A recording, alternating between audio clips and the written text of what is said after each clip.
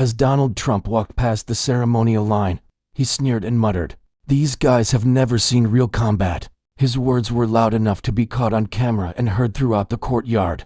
But what he didn't know was that the still, silent figure in the red ceremonial uniform was far more than a symbol. He was a decorated war veteran with a classified service history and a sharp legal mind. That same man later filed a $100 million lawsuit against Trump, dragging him into a courtroom where secrets the public was never meant to hear finally surfaced. By the time the judgment was handed down, Trump's entire political future was hanging by a thread. Before we reveal what was exposed in court, let us know where you're watching from in the comments. And be sure to subscribe, because this story changes everything. Thomas Wren had been awake since dawn on that fateful October morning in 2024, going through his usual routine in the quiet Surrey countryside.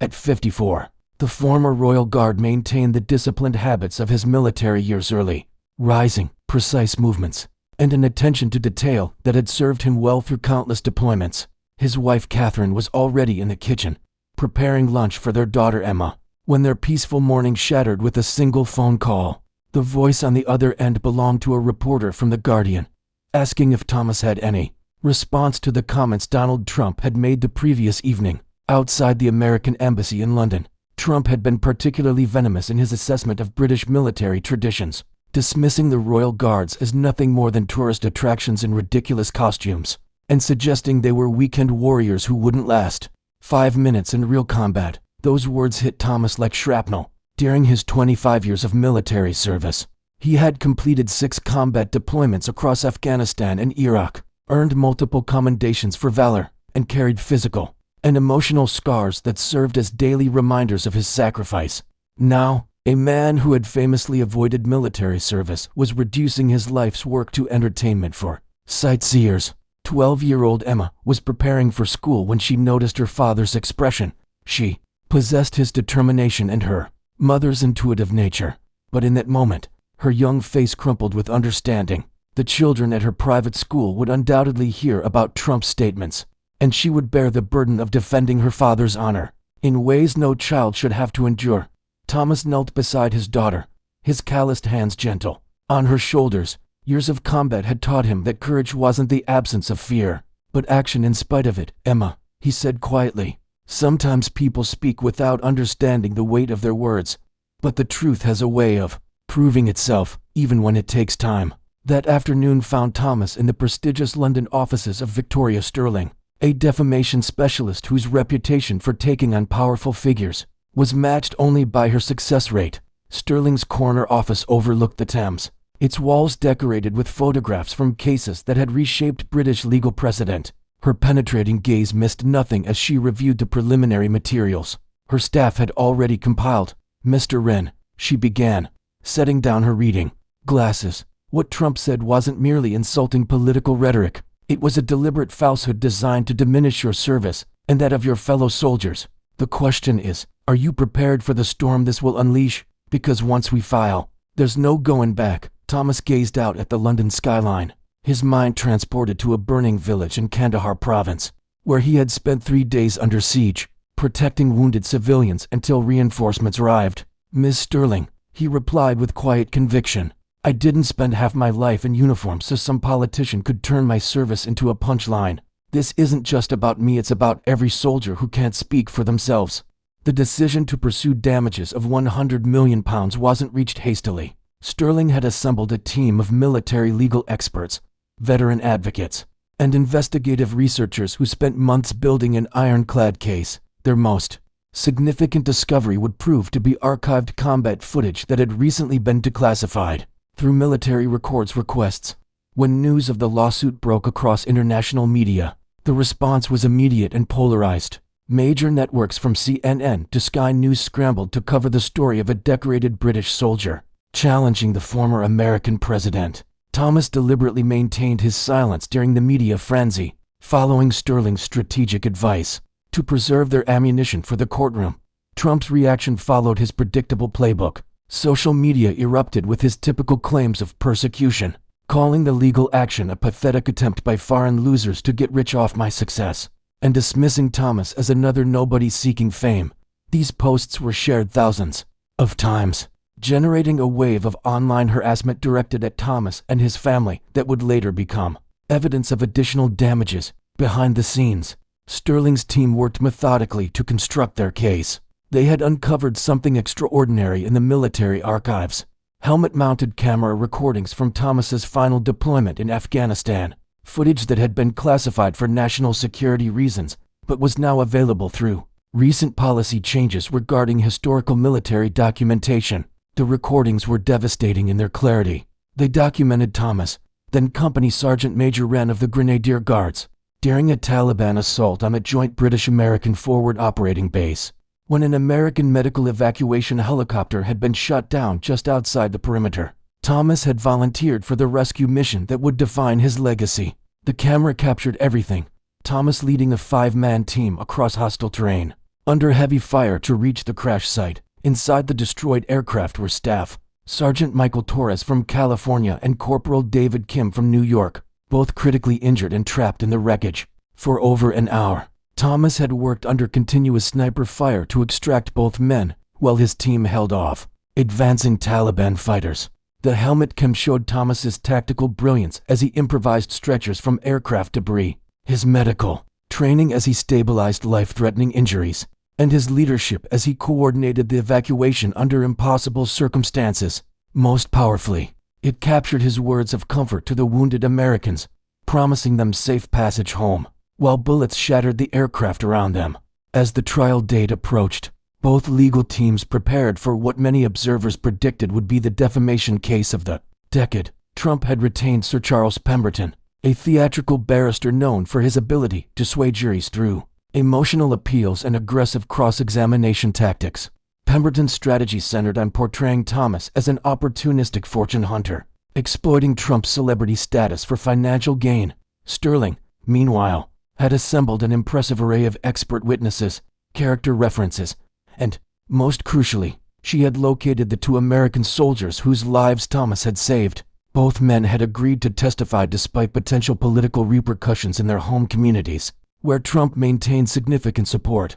Michael Torres had transitioned to civilian life as a firefighter in San Diego, his military injuries requiring ongoing medical treatment, but not preventing him from continuing a life of service. David Kim had completed law school using veteran benefits and now worked as a prosecutor in Chicago, specializing in cases involving military personnel. Both men credited Thomas with not just saving their lives, but inspiring their continued dedication to public service. The preliminary hearings revealed the battle lines clearly.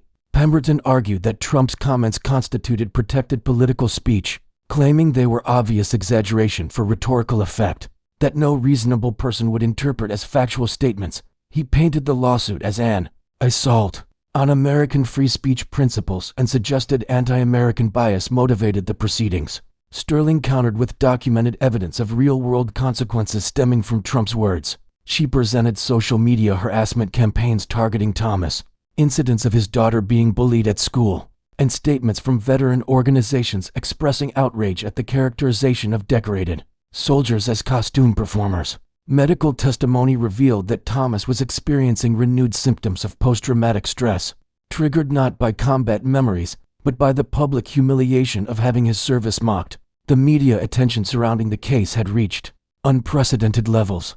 Daily protests outside the Royal Courts of Justice drew supporters from both sides, with some carrying signs reading "Defend Free Speech," while others displayed messages like "Honor our heroes" and "Service deserves respect." American tourists found themselves navigating an increasingly tense political atmosphere in London. Thomas maintained a low profile throughout the pre-trial period, spending his time in preparation with Sterling's legal team and attempting to shield his family from the worst of the publicity storm. Catherine had taken a leave of absence from her position as a school administrator to help Emma cope with the attention, but the strain was evident on the entire family. In quiet moments, Thomas questioned whether pursuing justice was worth the personal cost they were all paying.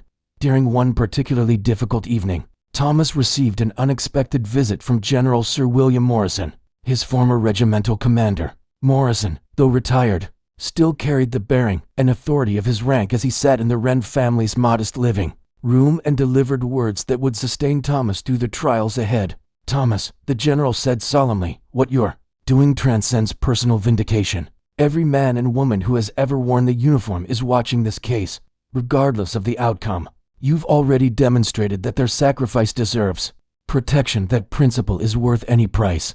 The trial commenced on a gray November morning, amid security measures typically reserved for international terrorism cases. The Royal Courts of Justice had implemented comprehensive protective protocols, including extensive screening procedures, explosive detection units, and armed police stationed throughout the historic building. Justice Sir Anthony Blackstone, renowned for presiding over high-profile international disputes, maintained strict control over the proceedings with his characteristic judicial authority. The public gallery overflowed with an eclectic mix of military, veterans, international journalists, legal scholars, and members of the public who had secured seats through the court's lottery system. Trump arrived with characteristic ostentation, his motorcade and security entourage creating a media spectacle that seemed designed to overshadow the solemnity of the proceedings. Thomas presented a stark contrast, walking into the courthouse with understated dignity in his dress uniform, the ribbons on his chest representing decades of honorable service. Catherine and Emma occupied reserved seats in the front row, Emma wearing a small regimental badge that had belonged to her grandfather, also a Guards veteran. Sterling's opening statement was a carefully crafted blend of legal precision and emotional resonance. Rather than beginning with technical defamation law, she addressed the fundamental question of truth versus falsehood. Members of the jury, she declared, her voice carrying clearly through the packed courtroom, we gather here because words possess the power to destroy lives and reputations. The defendant's statements were not political opinions or cultural commentary. They were calculated lies designed to demean the service of every person who has worn their nation's uniform. She methodically outlined their case. Trump's statements were demonstrably false, made with malicious intent, and had caused substantial harm to Thomas's reputation and psychological well-being. Most importantly, they represented a broader pattern of disrespect for military service that had tangible consequences for real people and their families. Pemberton's opening argument took a dramatically different approach, framing Trump as a victim of European judicial overreach. Ladies and gentlemen of the jury, he proclaimed with theatrical flourish, this case represents nothing less than an assault on the fundamental principles of free expression. Are we to establish that political figures cannot voice their opinions about public institutions? That commentary on government activities is now subject to foreign legal intervention? The first week focused on establishing Thomas's credibility through detailed testimony about his military career. Sterling called a succession of witnesses, fellow soldiers, who had served alongside Thomas in multiple theaters, commanding officers, who could speak to his character and competence, and military historians, who provided context about the combat roles of modern Guards regiments. Lieutenant Colonel Robert Hayes, who had served as Thomas's direct superior during the Afghanistan deployment, provided particularly compelling testimony. Company Sergeant Major Wren, he stated while maintaining eye contact with Thomas, represented the finest traditions of British military service, not because he sought glory or recognition, but because he understood that genuine leadership means putting others before yourself, especially when the stakes are life and death. The defense strategy became apparent during cross-examination. Pemberton attempted to portray Thomas as motivated by financial gain, questioning why he had preserved copies of military documentation and suggesting his lawsuit was opportunistic rather than principled. However, Thomas's responses, delivered in measured tones that reflected his military bearing, deflected each attack with simple honesty and dignity. The second week brought the moment that would define the entire trial, the presentation of the declassified combat footage. Sterling had strategically saved this evidence for maximum impact, and the courtroom atmosphere grew tense as large screens prepared to display what many observers expected would be decisive evidence. The helmet-mounted camera footage began with Thomas's unit responding to emergency radio calls about the downed helicopter, the image quality stark and unforgiving as it captured the chaos of active combat. When the crash site came into view, a smoking aircraft surrounded by scattered equipment and motionless figures, the scope of the tragedy became immediately apparent. Thomas's voice came through clearly on the audio recording. Black Hawk down, multiple casualties visible, immediate medical support required. His tactical assessment was rapid and professional as he evaluated the situation, identified enemy firing positions, and formulated his rescue approach in real time. The camera documented his movement across exposed terrain, while enemy rounds struck the ground around him. Inside the destroyed aircraft, the footage revealed scenes of devastating human cost. Staff Sergeant Torres was semi-conscious and bleeding extensively from multiple shrapnel wounds, while Corporal Kim lay unconscious with obvious head trauma and compound fractures. Thomas's hands moved with practiced efficiency, applying emergency medical treatment while maintaining radio communication with his support team. The most emotionally powerful segment occurred 37 minutes into the recording, when Taliban forces began advancing on their position. Thomas made the critical decision to evacuate both wounded Americans to defensive positions, requiring him to expose himself completely to enemy fire. The camera showed him carrying Torres first, leaving a trail of blood across the sandy terrain, then returning for Kim despite increasing hostile activity. Throughout the ordeal, Thomas maintained absolute composure and professionalism. When Torres whispered that he believed he was dying, Thomas's response was captured with perfect clarity. "You're going home today, soldier. I give you my word." When Kim briefly regained consciousness and asked about his injuries, Thomas provided reassuring lies. "Minor wounds, son. You'll be back on duty before you know it." The jury's emotional response to the footage was unmistakable. Several jurors visibly wept during the most intense moments, and one gentleman in the back row covered his eyes when enemy fire came so close to Thomas that the camera actually recorded the sonic crack of passing bullets. Justice Blackstone called for a brief recess when it became clear that the evidence was overwhelming the courtroom's emotional capacity. Trump's reaction to the footage proved telling and damaging. Rather than displaying appropriate respect for the heroism being documented, he appeared irritated by the attention it commanded. Court observers noted him checking his mobile phone during crucial moments, and captured him shaking his head dismissively when the jury gasped at Thomas's actions under fire. When Sterling resumed her examination, she posed a simple but devastating question. "Mr. Wren, during your 25 years of military service, how often were you characterized as a costume performer or tourist attraction?" Thomas's response carried the weight of absolute sincerity. "Never, ma'am. Not until the defendant decided that my service, and that of every Guard soldier, was suitable material for political mockery." The third week delivered the surprise testimony that would ultimately seal Trump's fate. Michael Torres and David Kim had traveled to London at considerable personal expense, despite facing pressure from various political organizations in America to remain silent. Their decision to testify would prove to be the turning point that transformed legal victory from possibility to inevitability. Torres took the witness stand first, his firefighter's uniform neat and professional despite the obvious physical limitations from his military injuries. Sterling's questioning was gentle but comprehensive, allowing Torres to describe his experience in his own words. He recounted the helicopter crash, the overwhelming pain and confusion, and then the moment when Thomas appeared like salvation itself. "I genuinely believed I was going to die," Torres testified, his voice steady despite the emotional weight of his memories. "The pain was beyond description, and I could hear enemy forces getting closer. Then this British soldier materialized, started treating my wounds, and promised I was going home.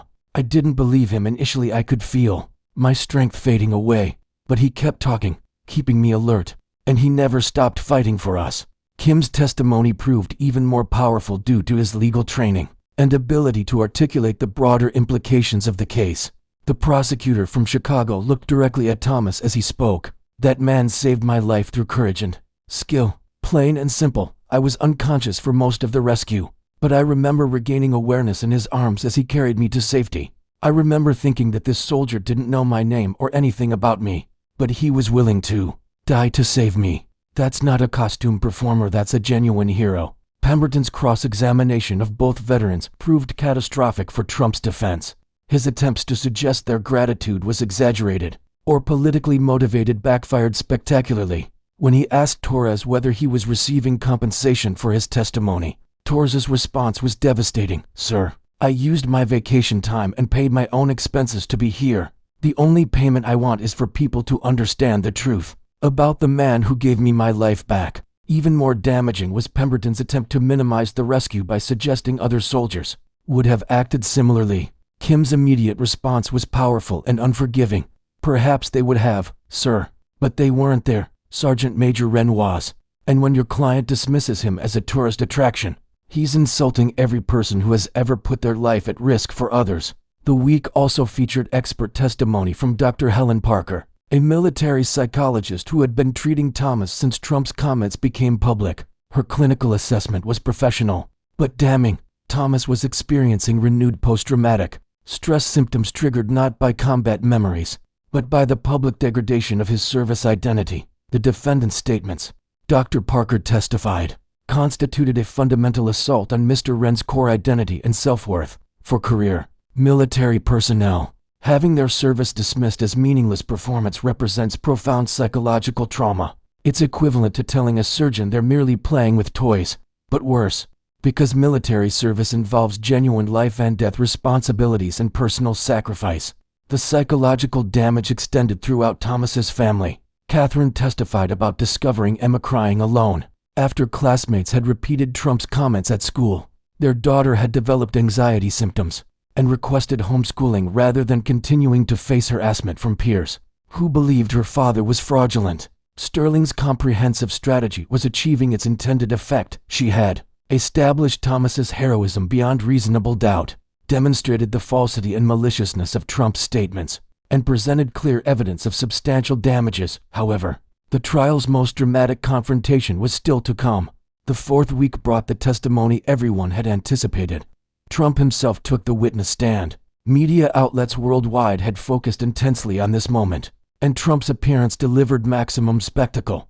Dressed in his signature navy suit and crimson tie, he approached the witness box with apparent confidence, seemingly unaware of the legal catastrophe about to unfold. Sterling's cross-examination was a methodical destruction of Trump's credibility and character. She began by examining his military background, or rather, his complete lack thereof. When questioned about his Vietnam-era deferments, Trump became defensive, claiming medical conditions had prevented his service. Sterling then presented documentation showing he had been actively participating in athletic activities during the same period, including competitive golf and tennis tournaments. Mr. Trump, Sterling said with the authority of absolute preparation, you have publicly stated that royal guards are costume performers who have never experienced genuine combat. Are you familiar with the operational deployment history of the Guards regiments? Trump's response revealed his complete ignorance of military history and doctrine. Look, they stand around in those ridiculous outfits, marching back and forth. For tourists, it's all theater. Very disappointing, really. Sterling then presented a comprehensive historical record. Guards regiments had participated in every major British military operation for centuries, including recent deployments in Iraq and Afghanistan where they had sustained significant casualties. The Welsh Guards alone had lost 16 soldiers in Afghanistan between 2008 and 2014, including 3 who died in the same operation where Thomas had saved the American servicemen. When confronted directly with the helmet camera footage of Thomas's heroic rescue, Trump's response was both revealing and damaging. Rather than acknowledging the extraordinary bravery displayed, he doubled down on his original position. That's what soldiers are supposed to do. It's their job description. Honestly, I could have done the same thing, probably more efficiently. The courtroom erupted in disbelief at this statement. Justice Blackstone required several minutes to restore order as spectators voiced their shock and outrage. Even normally stoic jury members were visibly stunned by Trump's casual dismissal of life-threatening heroism. Sterling pressed her advantage mercilessly. Mr. Trump, you claim you could have performed better than Sergeant Major Wren. What combat experience qualifies you to make such an assessment? Trump's response devolved into incoherent rambling. I don't need combat experience to recognize effective leadership. I'm a natural leader with great instincts. I would have extracted those soldiers faster and with less complications. It's all about efficiency and smart thinking. The most destructive moment occurred when Sterling questioned Trump about his knowledge of the rescued American soldiers. Despite having personally awarded them decorations at a White House ceremony, Trump demonstrated no memory of Torres and Kim or their service records. When shown photographs from the medal ceremony, Trump insisted he remembered, but could provide no specific details about their injuries or heroism. Pemberton's redirect examination attempted damage control, but Trump continued to sabotage his own case. When asked to clarify the context of his original statements, Trump expanded his criticism. These guards are completely overrated. My Secret Service detail is far superior. They actually protect important people instead of standing around for photo opportunities. This comparison proved particularly ill-advised given recent security failures that had been extensively covered in international media. Sterling's cross-examination highlighted Trump's consistent pattern of criticizing military and law enforcement personnel while simultaneously claiming to support them. By the conclusion of Trump's testimony, even previously neutral observers could recognize that his appearance had been legally catastrophic. His combination of ignorance, arrogance, and casual cruelty had provided Sterling with overwhelming evidence of malicious intent and character defects. The fifth week culminated in closing arguments that would be analyzed and studied for decades. Pemberton's closing was an impassioned defense of free speech principles, arguing that Trump's comments, however offensive, represented protected political discourse. He framed the case as establishing a dangerous precedent that would restrict political commentary and give foreign courts inappropriate power over American public figures. Ladies and gentlemen, Pemberton argued with theatrical passion, we cannot permit personal offense, however understandable, to override fundamental principles of free expression. If we rule against my client today, what boundaries exist? Can every politician who makes controversial statements be subjected to legal action by anyone claiming injury? Sterling's closing argument was a legal masterpiece that combined technical precision with moral authority. She began not with legal precedents, but with a fundamental question about truth and falsehood. What distinguishes a protected opinion from a malicious lie? She systematically dismantled the free speech defense by proving that Trump's statements were factual claims rather than opinions. The defendant did not express dislike for the Royal Guards or question their institutional role. He stated, as objective fact, that they were costume performers who had never seen combat. This represents not opinion but deliberate falsehood, and malicious falsehood designed to cause harm. Sterling's emotional climax addressed the broader societal implications. This trial transcends politics, nationalism, or cultural differences. It concerns the fundamental human dignity of those who serve others. When we permit the service and sacrifice of our military personnel to be dismissed as entertainment, we diminish not only them, but our entire society's moral foundation. She concluded by directly addressing the damages claim. £100 million. Is Thomas Wren's reputation worth this amount? Is the collective reputation of every Guard soldier worth this sum? Members of the jury, I submit that the honor and dignity of those who risk everything in service to others cannot be quantified. But since the defendant chose to attack that honor for personal political advantage, he must bear the cost of the damage he has inflicted. The jury deliberated for 4 days, while London and the international community held their collective breath. Betting establishments had ceased accepting wagers after Sterling's closing argument, and social media platforms overflowed with commentary from legal experts, military veterans, and political analysts worldwide. During the deliberation period, an unexpected demonstration developed outside the courthouse. A coalition of American military veterans had organized not to support Trump as many anticipated, but to express solidarity with their British counterparts.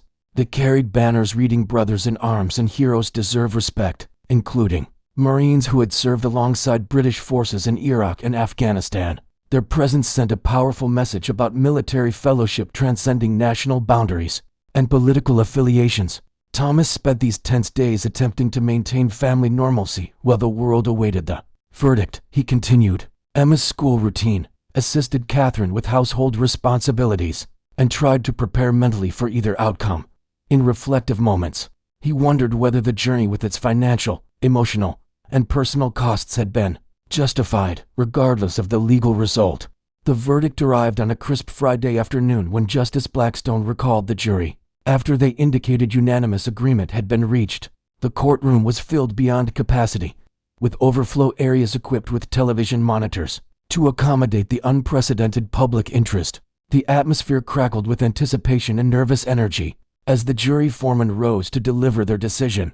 The only sounds in the packed courtroom were the soft mechanical hum of recording equipment and the distant murmur of crowds gathered outside. Thomas sat with perfect military posture, his hands clasped calmly in his lap while Catherine's supportive touch rested gently on his forearm. Regarding the claim of defamation, the foreman announced in a voice that carried clearly throughout the hushed space, "We find in favor of the plaintiff, Mr. Thomas Wren."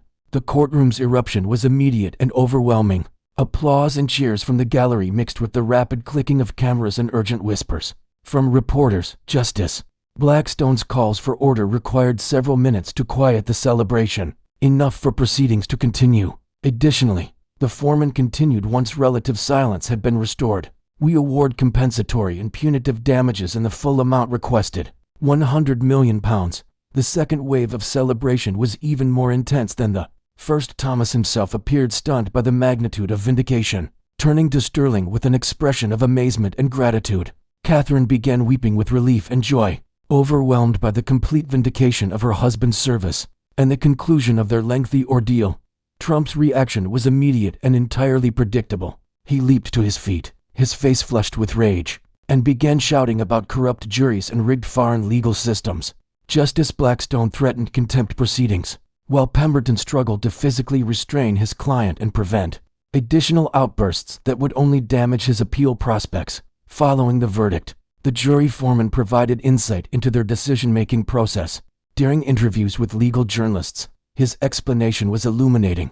The evidence was absolutely overwhelming and undeniable. We witnessed a decorated war hero who had repeatedly risked his life to save others, contrasted with the defendant who had deliberately and maliciously attacked that hero's character for political gain. The damages reflected not only the personal harm to Mr. Wren, but our collective judgment that such behavior is completely unacceptable in any civilized society. International reaction was swift and largely supportive of the verdict. Military veterans organizations from across the globe issued statements endorsing the decision, while political commentators engaged in extensive debates about the implications for political discourse and free speech protections. The Pentagon issued an unusual public statement, acknowledging the distinguished service of British forces and emphasizing the critical importance of allied cooperation in modern military operations. Trump's immediate response included announcing his intention to appeal, characterizing the verdict as the greatest miscarriage of justice in legal history, and claiming that British courts lacked legitimate jurisdiction over American political figures. His legal team, however, was considerably more measured in their public statements, acknowledging the strength of the evidence while expressing confidence that the verdict would be overturned through appellate review. In the months following the historic verdict, the case's impact extended far beyond the courtroom's boundaries. Thomas found himself reluctantly thrust into an international spotlight. As media organizations worldwide sought interviews and commentary, he largely declined these requests, preferring to allow his service record to speak for itself, though he did agree to several carefully selected appearances that he felt might serve a greater purpose. One of the most memorable moments occurred during a joint press conference with Michael Torres and David Kim, who had remained in London to support the man who had saved their lives. The three veterans stood together outside the Royal Courts of Justice, representing a bond forged in combat and strengthened through their shared experience of Trump's attacks on military service. This legal action was never about financial gain, Thomas stated, reading from carefully prepared remarks while maintaining his characteristic composure. This was about respect and recognition, respect for everyone who has ever worn the uniform of their country, whether British, American, or any of our allied nations. Today's verdict has restored that respect and affirmed that service matters. Torres's comments were particularly pointed and personal. I traveled here because I owed Sergeant Major Wren a debt that could never be repaid. But beyond that obligation, I came because what Mr. Trump said wasn't merely incorrect, it was an insult to every person who has ever served in uniform. Today's verdict sends a clear message that service and sacrifice have value, and that careless words carry real consequences. The financial implications of the verdict proved complex but significant. Trump's legal team immediately sought to protect his British assets through various legal mechanisms, while the appeal process proceeded. But legal experts predicted the case would ultimately result in a substantial out-of-court settlement. Sterling announced that any recovered funds would be donated to veteran support organizations in both Britain and the United States, with Thomas retaining only sufficient amounts to cover his legal expenses and family needs. The case also prompted broader discussions about the treatment of military personnel by political leaders across democratic nations. Several countries initiated reviews of their defamation laws as they applied to service members, while military advocacy groups utilized the case as a catalyst for greater respect and support for veterans' rights and dignity. For Thomas personally, the victory carried both satisfaction and melancholy. The lengthy legal process had extracted a significant toll on his family's privacy and peace. disrupting their quiet life in the Surrey countryside. Emma, now 13, had matured considerably during the ordeal, developing a sophisticated understanding of service, sacrifice, and moral courage that would influence her character throughout her life. She had observed her father standing up for principle despite enormous personal cost, and the lesson was permanently etched in her developing worldview. Catherine returned to her administrative role. With renewed perspective on the importance of civic education and historical awareness, she began incorporating military history into her school's curriculum, ensuring that her students understood the genuine cost of the freedoms they enjoyed and the sacrifices made by previous generations to secure those liberties. As 2025 progressed, Thomas began accepting selected invitations to speak at military academies, veteran events, and educational institutions. Though reluctant to embrace public life, he recognized the unique platform he had been given and the responsibility that accompanied it. His message remained consistent and powerful. Service deserves recognition, sacrifice demands respect, and sometimes defending what is right requires fighting battles you never wanted to engage. The legal precedent established by Wren v. Trump became a landmark case in international defamation law, cited in legal textbooks and analyzed by law students around the world. But for Thomas, the most important outcome was profoundly personal. When Emma asked about his military service, she did so with unmistakable pride rather than shame. And when he walked through his hometown, neighbors acknowledged him with genuine respect rather than sympathetic pity. Ultimately, the £100 million lawsuit represented something far more valuable than monetary compensation. It was about dignity, honor, and the fundamental principle that those who serve deserve better than to be dismissed as performers by those who have never worn the uniform or accepted its responsibilities. Thomas Wren had fought his final battle, and like all the others throughout his distinguished career, he had emerged victorious through courage, determination, and an unwavering commitment to doing what was right, regardless of the personal price required. The verdict stood as an enduring testament to the power of truth over bluster, character over celebrity, and the lasting value of military service in a world that too often takes such sacrifice for granted.